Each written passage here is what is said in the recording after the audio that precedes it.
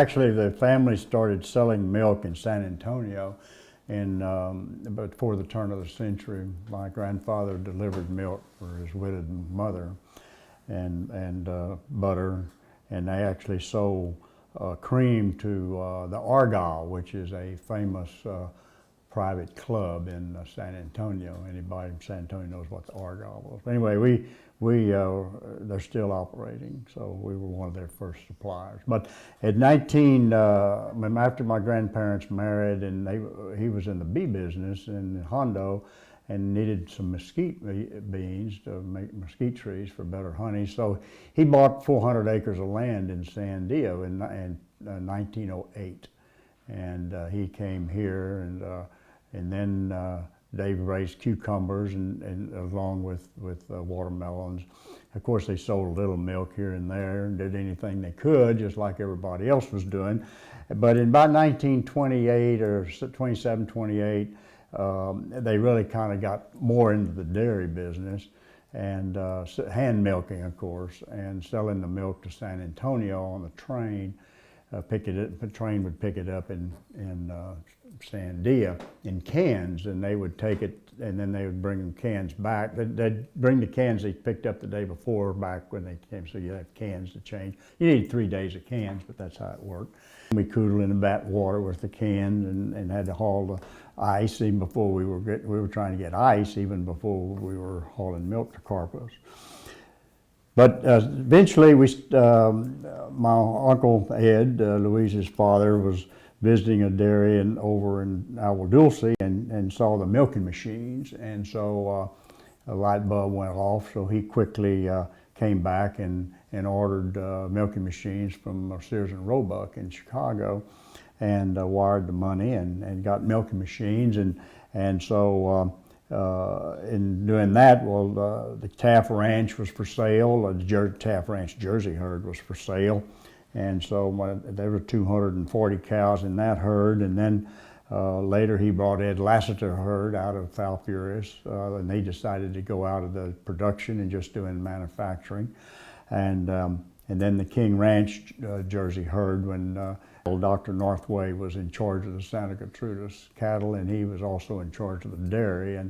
And I remember talking to Dr. Northway on several occasions, but anyway, he was the one that sold the Jersey Herd to our fathers.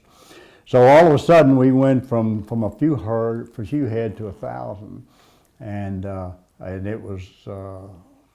But things were still humming along a little bit until 1937, when a man came by and showed us how to do AI, artificial insemination, and. So before that, one bull would have about 20 daughters, but with artificial insemination, you'd have 2,000. So we had a bull from the Taft Ranch named Masterman Golden Jolly. He was a son of Masterman of Oakland's, a bull that they imported from the island of Jersey, because at that time everybody thought you had to have Jersey cattle from the island of Jersey. Nothing was good unless it came from the island. So. Anyway, we got the foundation of our herd was Masterman of Oakland's and Masterman Golden Jolly, and bred him to everything we could by AI, and of course, but we needed something to breed to his daughters, so we bought from B.H. Bull and Sons. We bought Jester Aim, and Jester Aim nicked real well, and so all of a sudden we had a lot of cattle, and then. People wanted bulls from us, and we didn't have. So we wasn't. We were selling all our bulls for breeding stock. So that's when we started showing the cattle. And my Uncle Bob was in charge of the show herd for a while, and he traveled all the way from here by train to San Francisco, Chicago, and then back down the East Coast and come back in here. But gone about 9 months, and. He would tell me a story of the logistics of moving cattle by train, 2 or 3 cars to the herd, and refurbishing their bulls, because every time they stopped, they'd sell almost all the bulls, so they had to bring another load of bulls up. But anyway, we went on and started our milk plant in '43 and sold all the milk, and so therefore we needed more more milk and more cows, and we just kept going and kept breeding. And then the drought of '50s hit, and so things hit a wall. But my Uncle Ed figured out that you could put a drag axle on the back of an old flathead Ford and haul more hay out of New Mexico if you had a drag axle on it. So we were the first ones to run drag axles. I never remember seeing a truck with drag axles until the '50s. We farmed about 10,000 acres of land, rented land in 4 counties, and Ed regularly put 80,000 miles on his foreman's truck, a guy named Grady Crisp. He just drove 80 miles an hour everywhere he went. But he had to maintain all these 4-row tractors, so we never got over 4-row equipment. And never air conditioned or anything. Most of them were butane, because really diesel hadn't come in back then. So. But they farmed, put up silage, lots of silage, a lot of big pits, 10,000 tons of silage a year, and or maybe even more. I think about 20,000 tons of silage. And then carrots came in and helped us get through some rough times. Carrots, we fed carrots, and beet pulp came online. We did a little beet pulp. Then brewer's grains from the brewery in Houston, and we started using some of that. And just whatever we could use, we're able to use for ruminants, could use in excess of getting, the stuff that you couldn't use anywhere else or couldn't get much far, we were able to use it in cow ruminants that were converted to milk that we were selling and providing a bunch of jobs for people. And the dairying industry in South Texas has gone down mostly because there's no milk plants. We have to sell the milk, take it all the way to Austin to haul, for hauling. And hauling has become higher, freight is more and more production.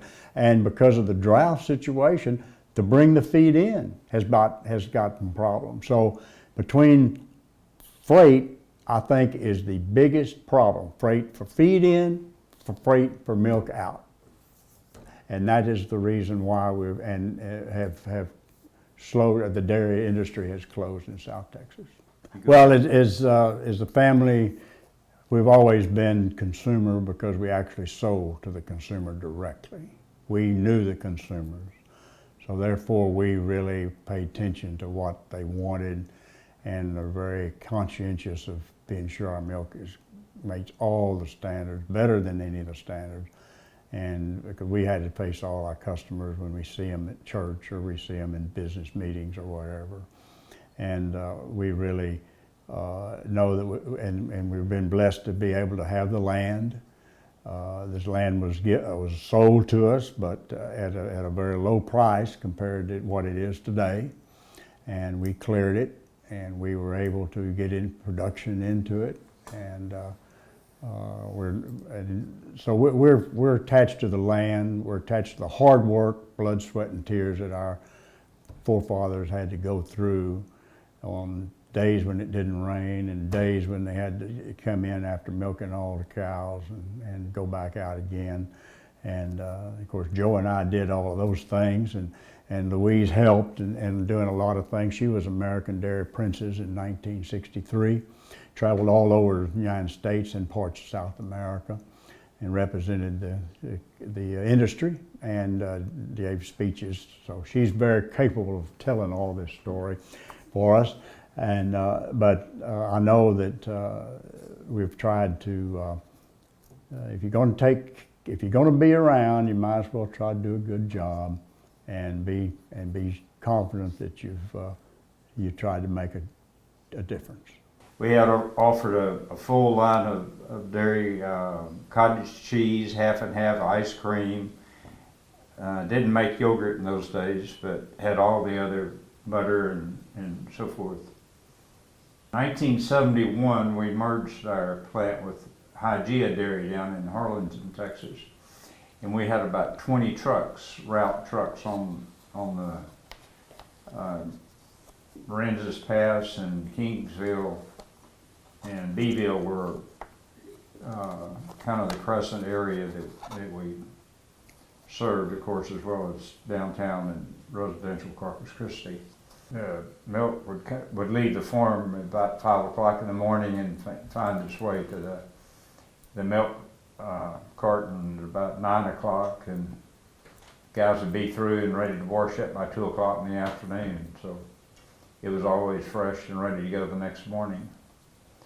And we had a chicken farmer here in Sandia that had all the laying hens, so that we had fresh eggs available too. That were just, As far as I know, we were the first ones to sell low-fat, other than skim milk. People still sold skim milk, but nobody sold the 1.5 or 2%. that was natural.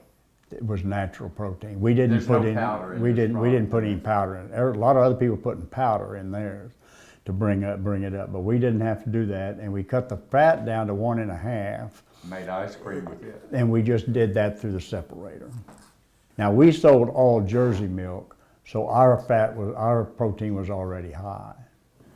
But the people the other competitors, to get to our protein level, they had to add powder. Actually, we were selling 4% milk. Everybody was 4% milk. They were having to add fat if they had Jersey, if they had Holstein milk. And we've been really fortunate. I mean, all of us, the Jersey cow is what allowed us, well, I'd speak for myself, but to be able to travel the world, really. I mean, it allowed me to go to school and go on trips, and we've all been very active with the American Jersey Cattle Association and the World Jersey Cattle Bureau, and we've gone on their trips all over the world to see jerseys. In fact, my husband kind of laughs. He's like, "You always want to go see farms whenever you're on a vacation," and I guess my grandfather and grandmother always did that too. Their vacations were always very cow centered, and I guess I always feel that way too. I'm always looking, well, where's the Jersey herd? A lot of people from Texas, they travel because of oil, and ours was because of ag and because of the Jersey cow.